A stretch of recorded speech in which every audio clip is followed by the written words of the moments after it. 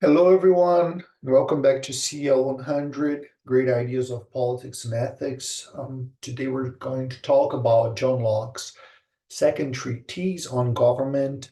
I do want to just make a very brief remark about your final essay. So you must have seen the prompt. The prompt is out, and you know that you have to write your one and only essay, right? Apart from the quizzes that the seven quizzes, there's going to be one quiz per week. Okay, you know that. But what I do want to explain about the your final essay is that I've um, given you some possibilities, right? But you should, feel free to choose one of those questions or two of those questions that you think is more interesting or that's going to be easier for you or where you have a answer, like a more clear idea of how to write an essay along those lines, right? You should not try to answer to all of the questions there. Otherwise, your essay will be a poor essay. It's going to be all over the place, and you're going to say a few words about each of the different issues under consideration, but you're not going to delve into any of those, and that's not ideal, right? And the same goes for the four visions. So probably you don't want to go over the four visions and spend, let's say, one page on each of the visions and go through because there is not enough space for you to discuss in detail each vision. Socrates replied to each of these questions, right? Each of these visions of justice. So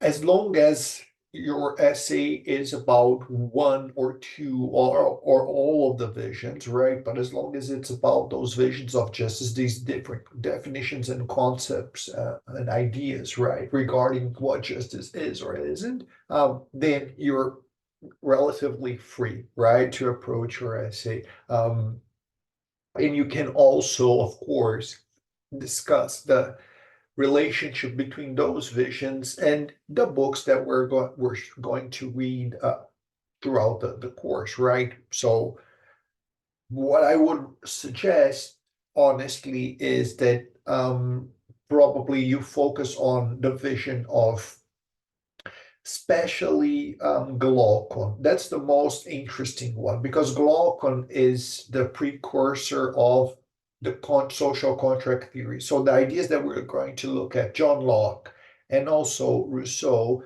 they are very well. They're quite similar to what Glaucon is saying, right? That idea of the social contract theory. So you can make a link between Glaucon and John Locke or Glaucon and Rousseau, right? Whichever one of those two you think are more interesting. Um, the vision of Thrasymachus also is very impactful because it's similar to what Hobbes and Machiavelli would say, but we're not going to read either one of them, Machiavelli or Hobbes, right? So you don't have to go beyond the Republic. Okay, you can use just the Republic if you want, so you do not have to discuss Locke or Rousseau and how they relate to Glaucon, but that's a possibility, and that would make a very, very strong essay, right? So that would be my suggestion. Um, in other words, my suggestion would be, to not spend time discussing the four visions. You can do that. Again, you can do that if you want, but instead of discussing the four visions and the four, right? Instead of summarizing the first two books of the Republic, you should focus only on Glaucon and maybe Thrasymachus because it's Thrasymachus is a vision of justice that is very common, right? A lot of people are cynical like Thrasymachus and do argue that might is right, isn't it? That um, political elites have power, etc. So that vision of justice is kind of common and Glaucon's as well. But Catholicus and Paul Marcus, those were a bit too simple, right? Payback was, oh, those visions are not very interesting to discuss. I think that's why I'm recommending you, right, just skip them, unless you find them interesting, of course. Okay, so um, that's happened before where I, give you a few options for your essay, and some students try to deal with everything. And if you try to tackle everything, that's not going to work. So just focus on one, small thing or two or three, but a few issues, and try to make your most important thing is that your essay is coherent, right? That it's solid in the sense that it's coherent and it makes sense, and you're not discussing a million different things. And the reason I'm giving you several options is because, right, then you can choose something that you think is going to be cool or fun. Okay, so that's what I wanted to say about your essay. Okay, now today we're talking about the second treatise of government, and what Locke is trying to do in this book. Essentially, is trying to explain how have political societies emerged, right? Governments, and how come, well, nowadays we have the Constitution and we're a republic, etc., right? How is that possible? Okay, it's not a historical essay in the sense that he's not tracing the evolution of species or going through the history of society since we were, in the Stone Age up to um, contemporary days. But he will try to recreate that story. Okay, he's going to try to recreate and to explain how is it that happened, and how did governments emerged, and the political systems that we have now emerged, by creating a fake history. We can think about it like that. Okay, we're going to get back to this when we get to Rousseau, because Rousseau does the same thing, and Rousseau is more explicit about this, and it's easier to understand it when you get to Rousseau, I think.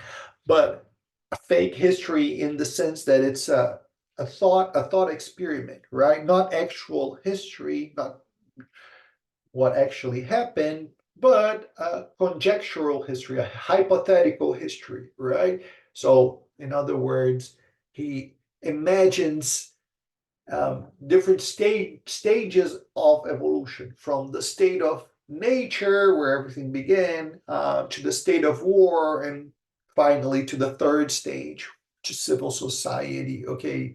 But it's important to understand that this is just a logical reconstruction, not a historical one. Okay, so he's not saying that,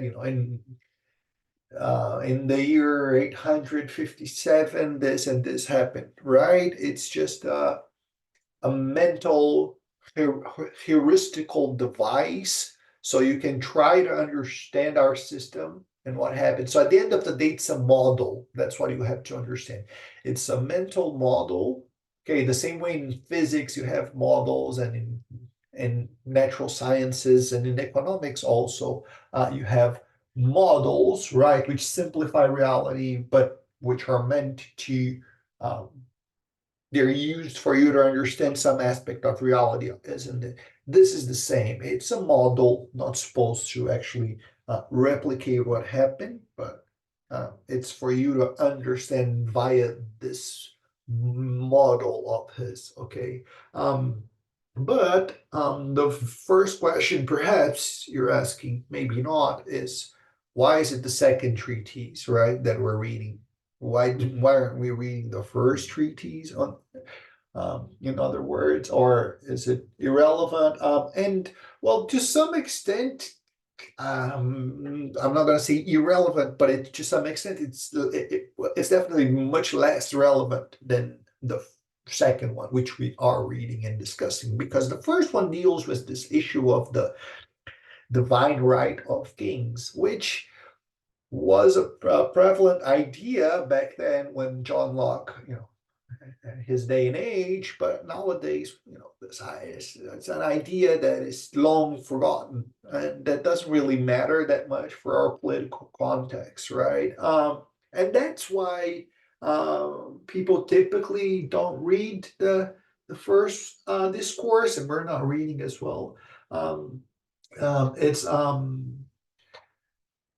a lot longer also. It's a bigger book, and basically what John Locke is trying to do here is to debunk the, as I mentioned, prevalent idea back then that kings, that their political authority, right, of kings stemmed from the fact that it was God Himself which gave these kings their right to be kings, right? So that's this idea of the divine rights of kings, that when when you're that God chooses those who will become kings. They're the chosen ones, that they are anointed by God, as it were. You see the angel flying there, right? Um, so that idea, it served the purpose of keeping the population under control, as it were, right? They if to the extent that people believed, and people typically, or most people believed in this, right? This was, as I mentioned, widely accepted back then.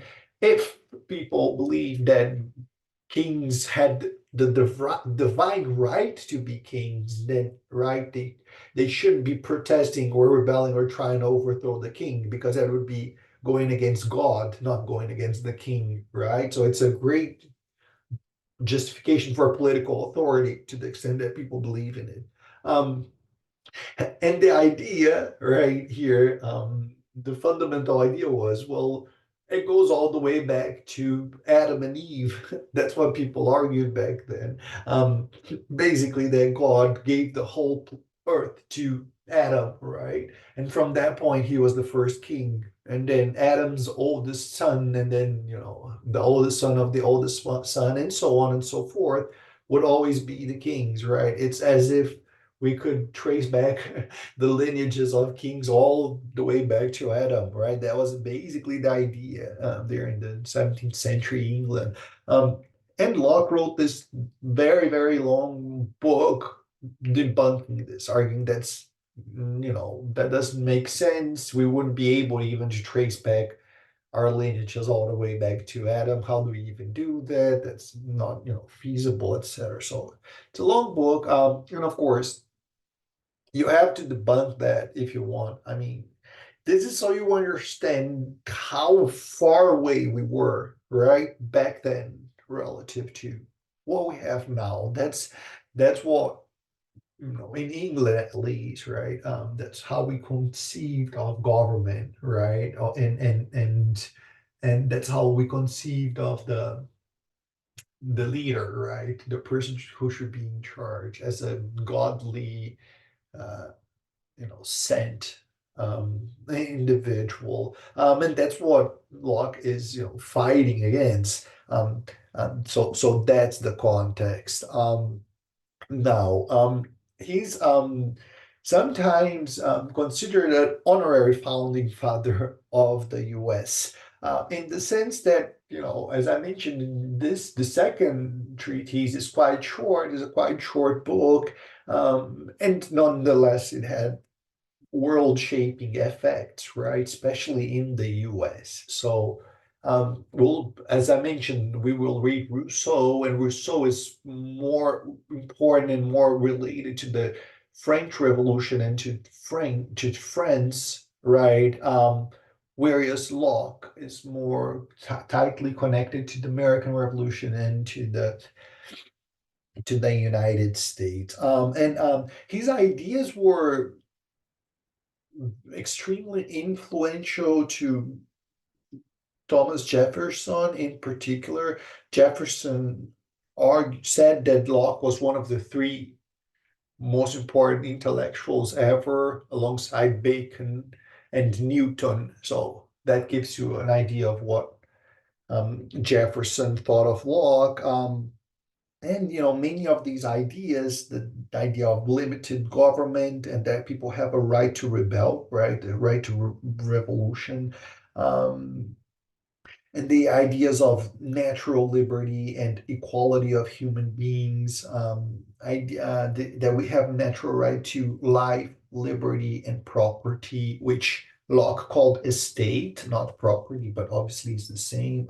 And as you know, in the American Constitution, it would be life, liberty, and happiness, right? But happiness incorporating property here. We'll talk about that later.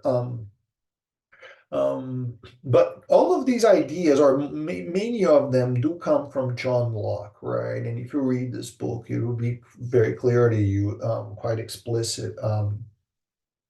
And so Locke was responsible for this notion of government is legitimate because it's government by consent, right? And it should be limited, and it should be constituted by a separation of powers to guarantee checks and balances, and that the executive, right, or the president, and in the back in Locke's days, that would be the king or the prince, right?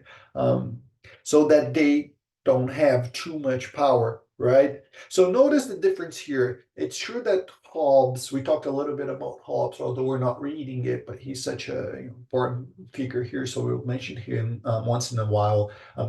Hobbes and Leviathan, right? He's also part of this idea of the social contract, that we need to form a contract, a social compact, right? It's also called a compact, a social compact. We need to form it to prevent chaos, essentially, right? But a substantial difference is that to Hobbes or to Machiavelli, you could have the prince, right, or the Leviathan, an authoritarian figure, and that would be fine, just as long as we prevent the war of all against war. That was the goal, right? But Locke had a much more demanding vision of government. Okay, he was the one who introduced these ideas of separation of power, checks and balances, limited government, right? So he goes much further than Hobbes here, and that's partially why we're reading Locke and not Hobbes, because in terms of um, the American Constitution and the ideas that were so important to the U.S., as I mentioned, it is Locke and not Hobbes who is the most closely related, right? He was also one of the most famous at the point, right, at the time, and most important defenders of religious toleration, which would become a backbone of American society as well. Um, and so we'll always think of Locke when we think about liberal constitutional democracy. Um, and the modern state is it the expression of the modern state was given not exclusively by Locke, but he played an important role on it, for sure. Um, okay. Hmm. Obviously, it doesn't come out of nowhere. I already mentioned how he takes this idea of the contract, the social contract, from Hobbes, right? And Machiavelli had already been absorbed in Hobbes before that, even, right? So they are Machiavelli and Hobbes before him are, in a way, discussing this notion, as I mentioned, of a power, authority, control, right? Keeping order, law and order, sort of, right? So of course, Locke is standing on the shoulders of giants, and he learned from Machiavelli and Hobbes this idea, but then he transformed government in a different way. Uh, he retransformed government while incorporating these aspects of Machiavelli and Hobbes. So he doesn't pop ex nihilo, right? Out of nowhere, of course. Then, if you want to be fair, of course, you can go all the way back to Plato, right? So this idea of the social contract theory, again, as I mentioned when we began the class, that's the Locke, right? The whole idea of the ring of Gyges, right? Oh, people are actually inherently bad, Plato would argue in the Republic, right? That is Plato indicate, I mean, Glaucon, but it's Plato who's writing. But that idea of, if you could if you found a ring like that would turn you invisible, you do horrible things for the sake of political power. Glaucon's arguing, right? And since everyone would do that, since we're all wolves to each other, like Hobbes, that's what Glaucon is saying, isn't it?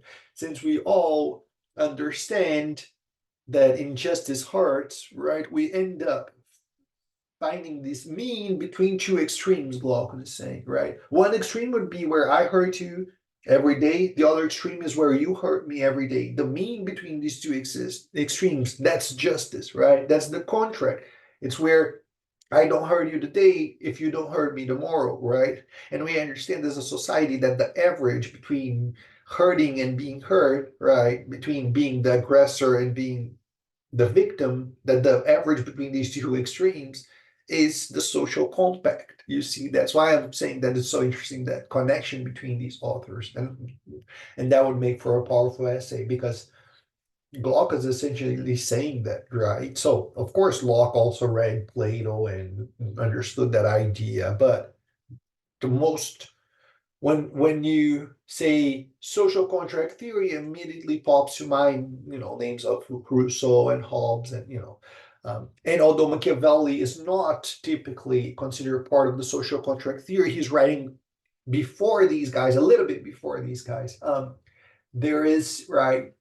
There are seeds in there. I mean, the idea there to Machiavelli is that the prince should use his power in order to keep society under control, right? So obviously you can see a flavor of that in Hobbes and then in Locke as well. Okay, but the context um, is that of the Glorious or the Whig Revolution, okay, or the Glorious Revolution. And Locke here is setting out his theory of parliamentary supremacy, of the rule of law, and of constitutional government, right? One other point regarding the Greek is that although we didn't read Aristotle, you can make a parallel here. Locke is, to some extent, more similar to Aristotle than to Plato, because typically Plato is considered more of a philosopher looking at these higher questions. Remember when we were talking about the cave and the idea that there's this ideal universe where all concepts achieve perception, where that notion of justice existed, right?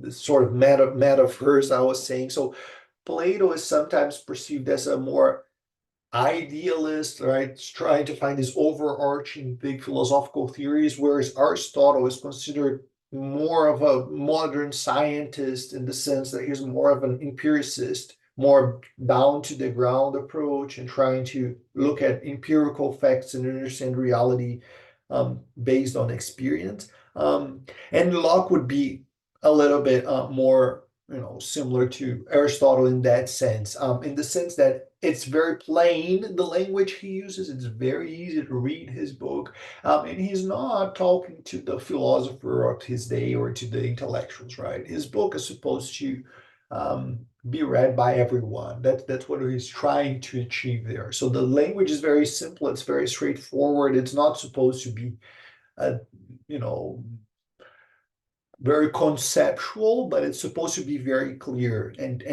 it is, right? So it's a more practical philosophy, if you will, okay, rather than the sort of philosophy that Plato was doing.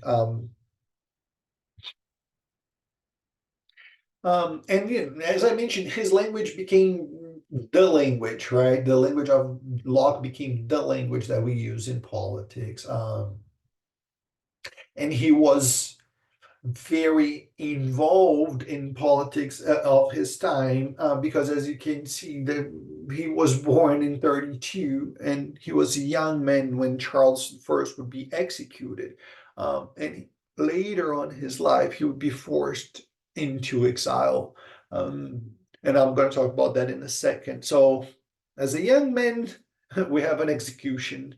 And later on, he would himself would be involved in um, well, we'll get there. That's the next slide. But he himself would be exiled because of political ramification. So, um, differently from Socrates, remember Socrates saying that he should live the private life, he didn't want to get involved with politics and public offices, etc. John Locke was very different, in that sense.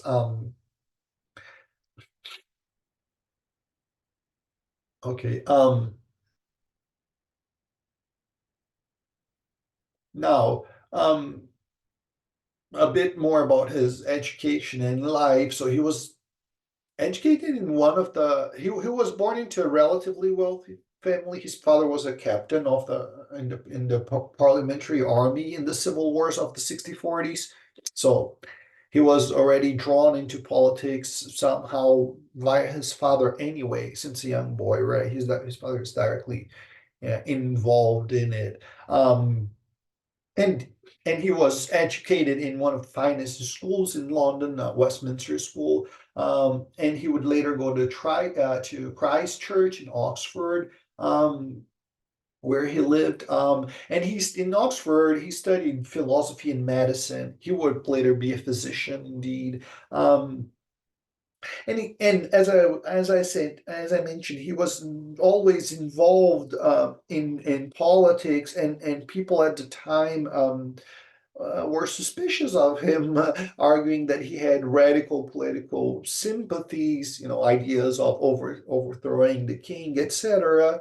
Um, but the truth is that he was very hard to read, and he received this nickname, the Master of Taciturnity, by the master of his college at Balliol College. So he lived at Balliol College, and the master of the college called him Master of Taciturnity because he was very difficult to read, and it was very hard to understand what was really his religious stance. If he paid lip service to it out of care, but actually was agnostic or an atheist. Some people think that, or if he was sincere about his religious beliefs, etc. Right? So that was hard to tell.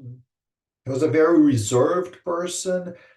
Indeed, he never signed the book we're reading, actually. Okay, he didn't sign it because he was probably afraid of, he could have been condemned to death, or maybe the same thing happened to Socrates would happen to him, right?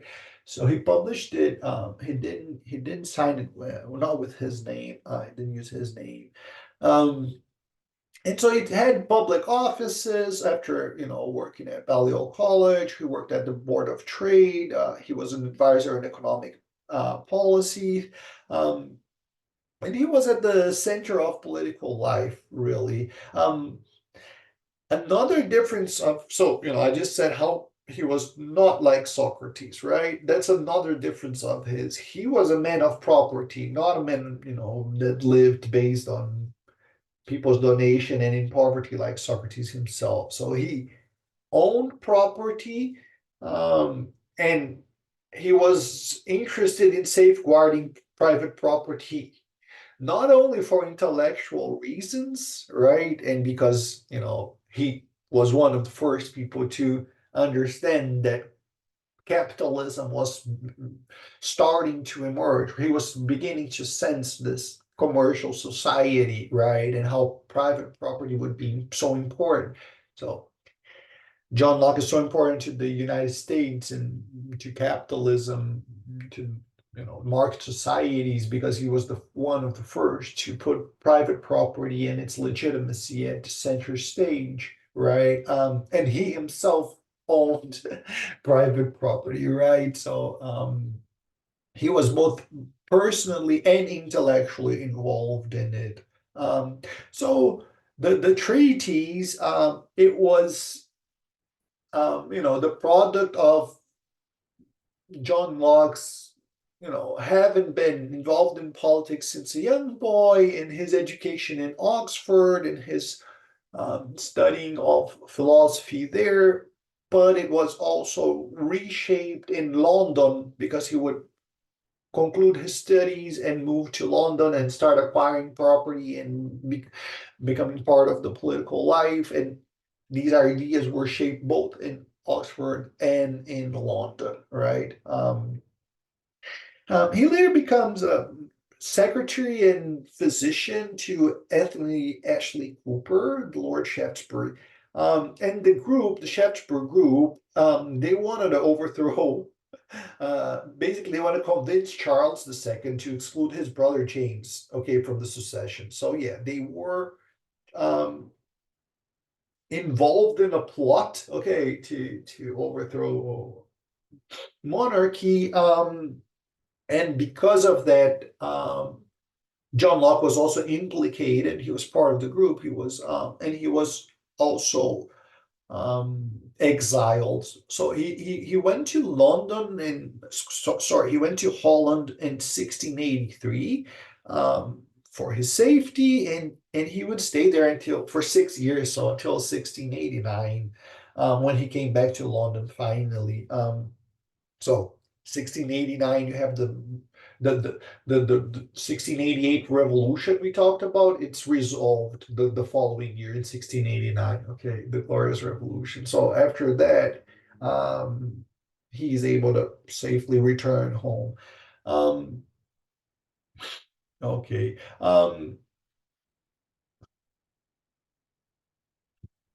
Okay. Now, a core central idea of Locke, but also Hobbes and Rousseau, is the idea of natural law. Okay, um, and we it's the best point to understand the reconstruction, right, of the reconstruction of Locke, of how did political societies emerged, right? So the starting point is there are natural rights, okay, life, liberty, and property, and these, well, Locke is going to consider property, include property among these rights, of course. But natural law, there are different versions of it, right? And it dates back to the Greek, and you'll find different versions of this. But essentially, the idea is, imagine if the laws that are given to you by nature, by God, as it were, right? If we went back 3,000 years or whatever in time, before laws actually exist, before constitutions and political societies existed, um, if you were to go back there, right, in a time machine, and you met a caveman, and that caveman started fighting against you, you'd be entitled to protecting your life, right? Right. Because that's a natural law. That's the idea. That's also a constitutional legal right that you have nowadays, right? But on top of that, it's an inherent right. So the natural laws are laws and rights that you have, and that you always have by nature, by the fact that you're a human being. Okay, they independ on the actual laws, right? Um, Liberty, right? So this is the idea. Like even the first human ever. Okay, so if you accept Adam and Eve, so Adam and Eve, when they were right, they had those rights. God essentially gave them, right, those rights. The idea of liberty, that was one of the rights of them. So much so that they ate the apple, wasn't it? And then the original sin thing. That's the idea of liberty. God said to Adam and Eve, do anything but that tree, right? But they were given the option, right? So much so that's when they eat the tree, the apple, they are exercising their free will. That's what the original sin there is, right? Them exercising their free will, right? And then property also follows from this idea of God giving the earth to Adam and Eve, or to human beings, to society, right? Um, and saying, you should prosper, and you should, conquer the earth, and explore the fruits of the earth, etc. And I'm arguing all of this in terms of religion, because that's how John Locke does it too. And there's always the discussion of whether it's just lip service and whether he actually believes in all of this or not. But it ends up being quite theological, I would say.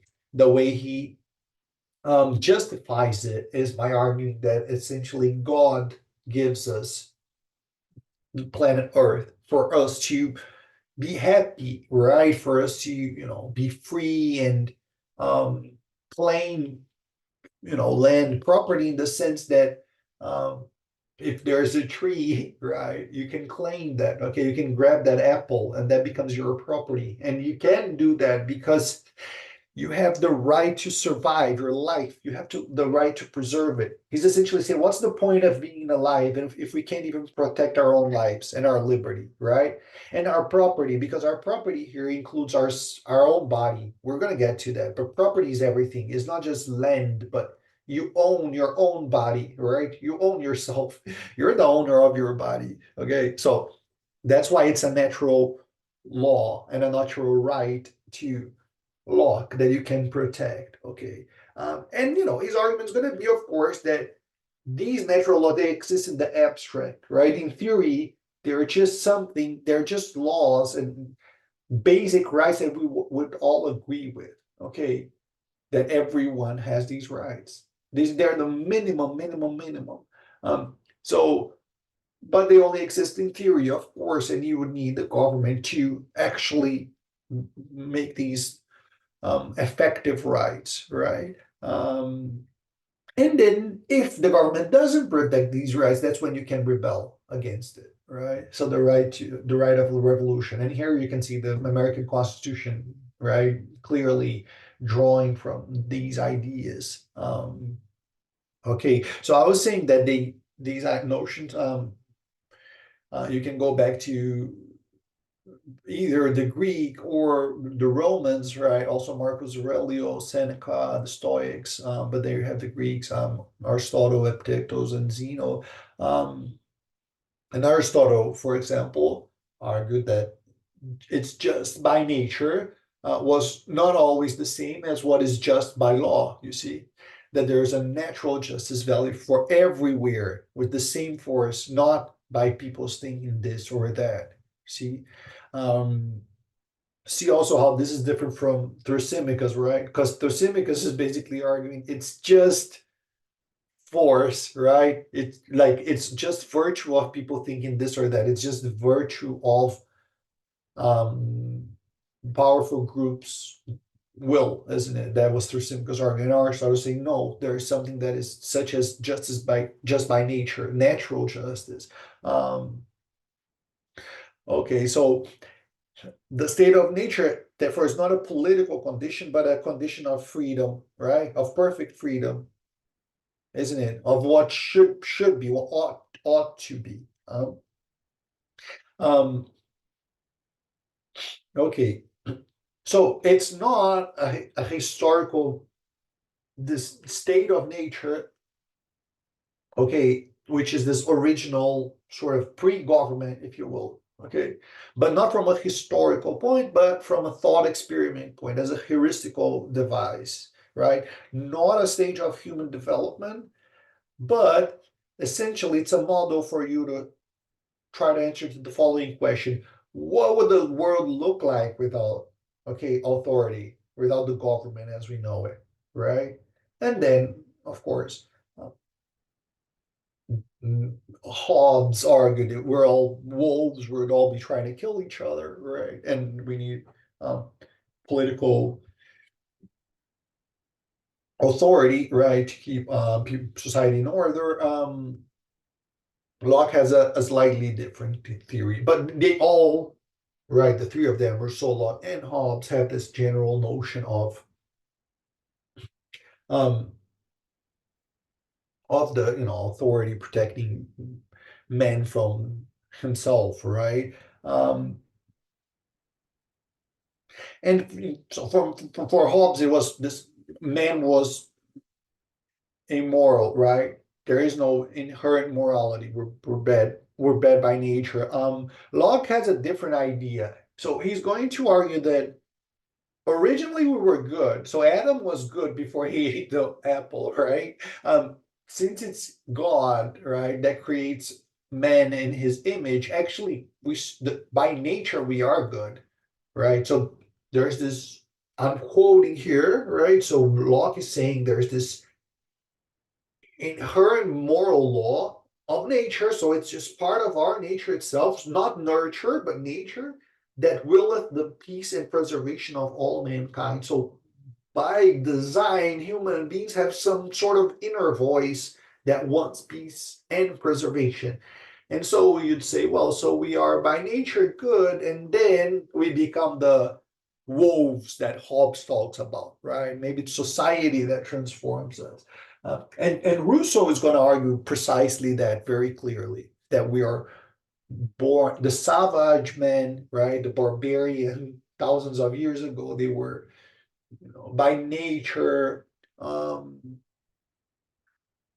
not greedy and not evil, but rather the opposite. And then it is civil society that starts creating selfish individuals. That's going to be Rousseau argument. And Locke, he doesn't explain it in great detail, but that's implicitly what he's saying at the end of the day. He has a strange form of presenting his argument because it goes so quickly from the natural tendency of wanting peace and preservation to, in the same page, essentially, um, Locke arguing that, however, you may destroy a man who makes war upon him. In a way, it's the transformation happens very quickly, and it's unclear what happened here, because if we have this natural tendency, right, of wanting peace and preservation, how come, why would other men make war upon us and try to destroy us, right? I mean, if we're good by nature, why do we even start fighting? So how do we go from the state of nature to the state of war where everyone is fighting everyone, right? Locke doesn't explain that very well. That's what he's saying. You start from peace, right? And we're by nature good, but it's very unstable, essentially. The state of nature is very, very unstable. And sooner or later, we start competing and it becomes what Hobbes described, right? So Locke is similar to Rousseau in the sense that by nature, human beings are good. But Rousseau is going to try to explain in more detail how we went from this natural state of kindness to the state of war. And I mean, you read it, right? That's just in the first paragraphs with Locke is very, sorry, the first pages, in the first chapters of the book, there is this John Locke recounting this. And this passage is really, really it shows how shaky the foundations of the state of nature are to John Locke. Although people would be good in nature, it quickly degenerates into the state of war. And you see him saying this here that principles of actions there are that are lodged in men's appetite, but these are far from being innate moral principles. That if they are left to their full swing, they would carry men to the overturning of all morality. Moral laws are set as a curb and restraint to these exorbitant desires, which they cannot be but by rewards and punishments that will overbalance the satisfaction of any one man shall propose to himself in the breach of law, right? Um, you see, so they're far from being innate moral principles. If they're left to their own, they end up overturning the morality that they contained, as it were, right? Um, Okay, so what's important is that well, every political theory is going to be cast on some implicit or explicit theory of human nature. So you start by assuming something and trying to explain, right, how your notion of individual morality coexists with the political system, right? That's something I'm going to be discussing throughout the course. Um, okay. Um, so,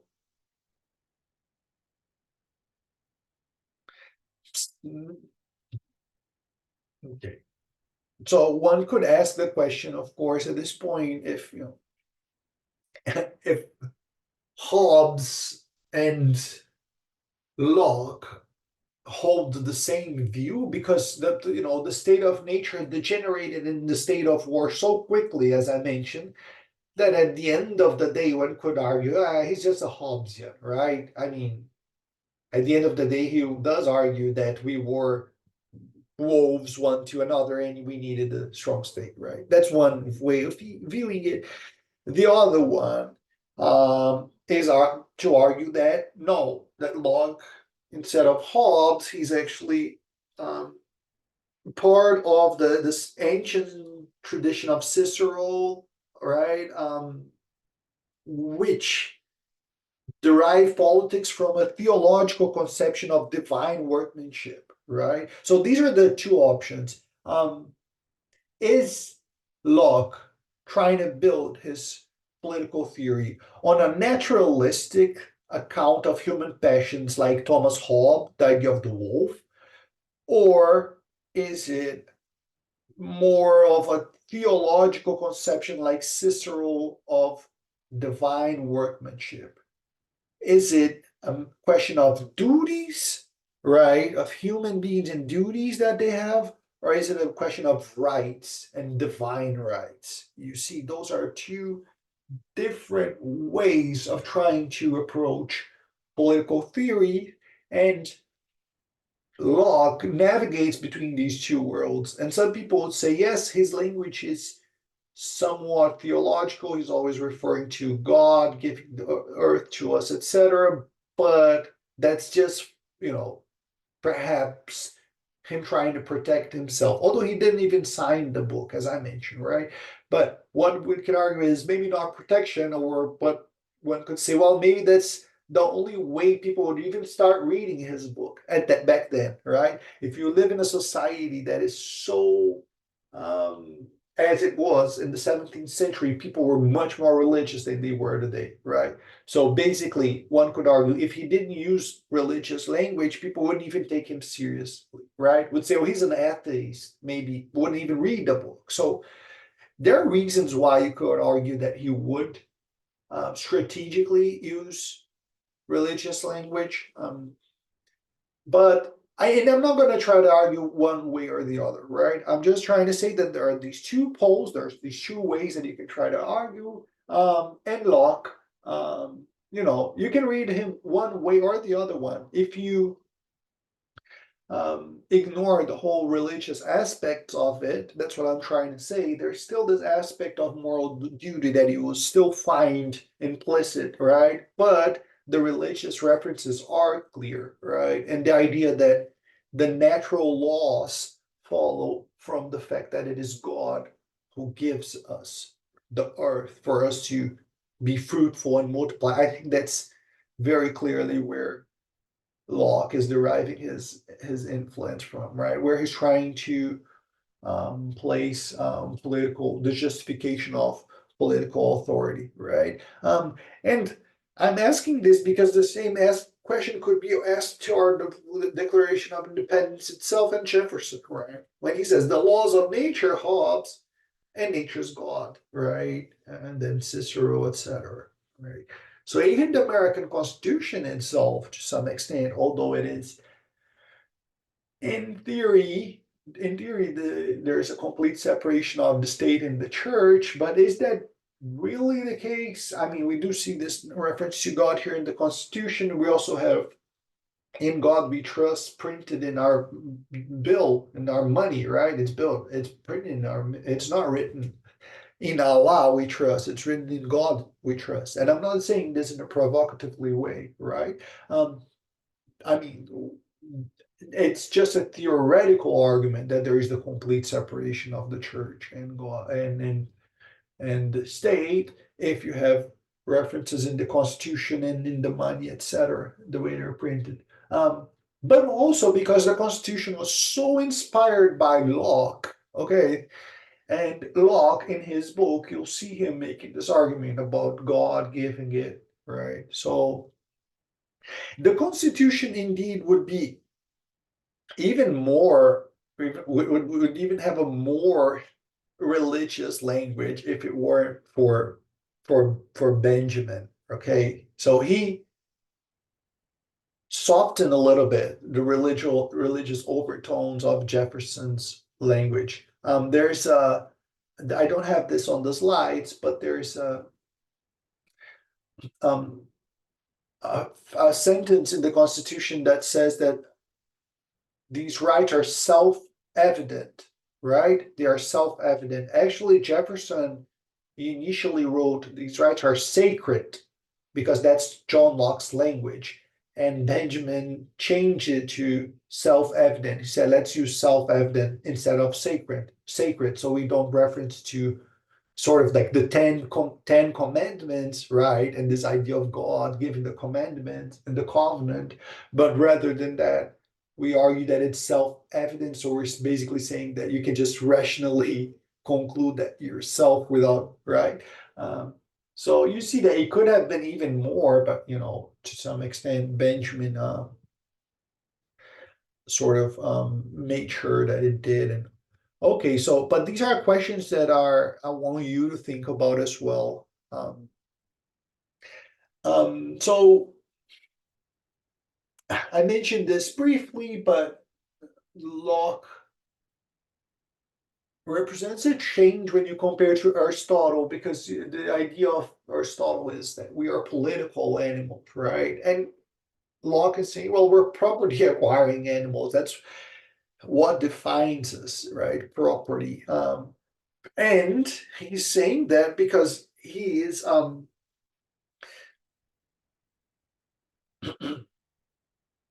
because he's using a very broad notion of property, which includes our own body. Okay, so you were born with ownership over your own body. It's a weird concept to think that you have property over your body, but what he means here is that he's against slavery. Okay, that's one of the other things that he's so important for. So that's why he's saying that you have property over your own body. In other words, no one can own your body, because if you accept slavery, you're basically saying, well, you can buy someone else, so you can own someone else, so that person doesn't have property over her own body, right? If someone else is enslaving that person. But Locke saying, no, no, no, the natural rights are life, liberty, and property. Those are the three.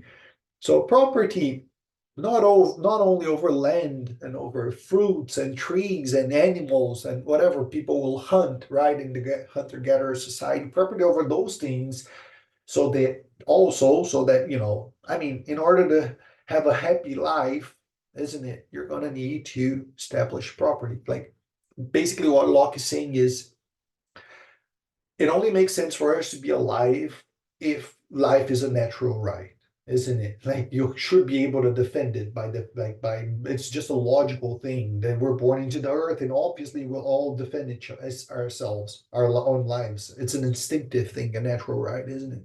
Okay, so he's saying, therefore, property automatically becomes also a natural right. Why? Well, because if you have the right to protect your life, doesn't that mean you need to eat? Because if you don't eat, you die, right? So there's an orange over there, which is property. You can go and claim that property, right? And say, that orange is mine, and eat it. Why could you? What gives you the authority to claim that property, which isn't yours? Well, the very fact that you need to survive, that life is a natural right, means that in order to get, you need a means to guarantee that end. Okay, so if your end is to be alive, if the end is life itself, property becomes a means to that end. It's impossible to survive without eating stuff. So you're going to have to claim property, right? Claim things that were there in nature, and you're going to say, this is mine, this is mine, in order for you to survive, essentially, to reproduce, right? That's the idea. Um, and so by owning yourself as well, that means that you get to choose how do you perform your labor. That's all it is, right? That you can work, and by working, by mixing your own labor with that which was given by nature, that makes property legitimately yours, right? So say you hunt a deer. In order to hunt a deer, you have to build a bow, and you have to hunt it, right? Walk and run, and etc., etc. So you're working for it. So the fact that you worked gives you the legitimacy, the authority to claim that property because you mixed your own labor with the labor that was, created originally by God. So it's by mixing your own property, that is your own body and your own labor, with that which is in the world, that the legitimacy comes from. Um, okay, so you essentially you own your time, right? You have 24 hours a day and you own that, right? Um, okay. All right. So um for the rest of the course, we're going to be talking about Locke and then Rousseau, right? Mill, Adam Smith, and finally Marx. And these authors, they that idea of standing up on the shoulder of giants, as I mentioned last time, will be clearly seen here when you contrast Locke, Mill, and finally Adam Smith. So when we think about capitalism, we think about Adam Smith, and he's definitely the founder of economics, etc. And we all know that the concept of the invisible hand, which was created by Adam Smith. So he's definitely associated with commercial society and invisible hand in capitalism. Adam Smith is. But what I'm saying is there's a road from Locke to Smith, and that road started to be paved in chapter 5 of this very book we're talking about, where he discusses the importance of private property. Okay, so this is part 1 of Locke, and we will discuss Locke's ideas related to the spirit of capitalism, and how he can be considered a forerunner to some extent of Adam Smith. That's about it, and part 2 of the video will be out soon. So thank you very much.